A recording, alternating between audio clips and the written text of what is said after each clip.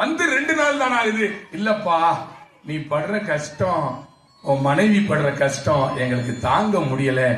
8 மணிக்கு வேலைக்கு போயிட்டு வந்தா கூட தட்டுல சாப்பாடும் டம்ளர்ல தண்ணியும் கொடுக்கற, உன் சாப்பாடை பத்தி நீ கவலைப்பட மாட்டேன்ற அப்படின்னு எங்க அப்பா சொல்லிட்டு போனாரு. என்ன மந்திரம் ஊதுனாங்களோ அப்பா, டேங்கப்பா. ஆவுனா ஒரு டைலாக் தான். என்ன மானம் உள்ள பொண்ணுன்னு எல்லா ஆம்பளையும் அனுபவிச்சிருப்பீங்க. என்ன மானம் உள்ள பொண்ணுன்னு மன்னார்குடியில கேட்டாக, மானாமதுரையில கேட்டாக, சீர்சனத்தியோட என்னைய சின்னமனூர்ல கேட்டாக, எல்லா ஊர்லயும் கேட்டாங்களே. உன்னைய லோக்கல்ல ஒரு பய கேட்டாங்க.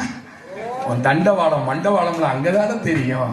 கிளிய வளர்த்து எங்க அப்பா குரங்கு கையில புடிச்சு கொடுக்குறான். அவங்க எல்லாம் கிளியா, நாங்கெல்லாம் குரங்கா. என்ன சார் இதா விட்டு கொடுப்பது? நீதிபதி அவர்களே, அவ்வளோ கம்பீரமா அவங்க உட்கார்ந்து இருக்காங்களே பட்டு புடவையோட, அதெல்லாம் நாங்க பட்ட உழைப்பு. அதுக்கு ஏன் பட்டுன்னு பேர் வந்து தெரியுமா? துன்பப்பட்டு, துயரப்பட்டு, எக்ஸ்ட்ரா டியூட்டி பட்டு, மேனேஜர் உதப்பட்டு, மிதிப்பட்டு, எல்லாம் பட்டு பட்டு பட்டு வாங்கி கட்டிக்கிறாங்க. என்ன சார் பாத்திர சீட்டு போடுறீங்களே ஜெயஸ்ரீ, நகைச்சீட்டு போடுறீங்களே, ஒரு நாளைக்காவது எங்களை நினைச்சு ஒரு வேட்டி சீட்டு நீங்க போட்டிருக்கீங்களா? பண்டிகை சீட்டு போட்டிருக்கீங்களே சார்.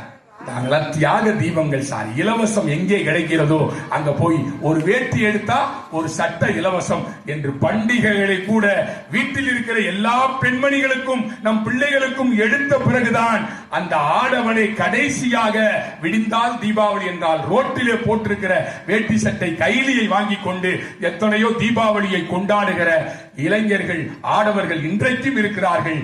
இப்படி சொல்லி முடிக்கிறேன். என் மனைவியும் கோட்சேதான், என் மனைவியும் கோட்சேதான்.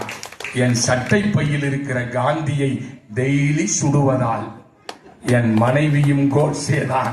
என் சட்டை பையில் இருக்கிற காந்தியை தினமும் சுடுவதால் என்று சொல்லி வியக்க வைத்த ரசிக பெருமக்களுக்கு இதய தோட்டத்தில் பூத்திருக்கிற காணிக்கை மலர்களை காணிக்கையாக்கி வருகிறேன். வாய்ப்பிற்கு போறாங்க. அவனும் போடல, அந்த அம்மாவும் போடல. போன்ட்டாரு கான்ஸ்டபிள், போன்ட்டாரு. அவனும் போட்டான். அந்த 3 பசங்களும் ஒருத்தன் போர்க்கொடி தூக்கணும். சார், நாங்கள் ஹெல்மெட்டு போடணுன்னு ஓரம் கட்டி நிற்க வச்சு விசாரிக்கிறீங்க. அந்த ஆளும் போடல, அவன் ஒய்ஃபும் போடல, போன்னு சொல்லிட்டீங்க. டேய், அவன் ஏற்கனவே ஒரு பிரச்சனையோட போறான்.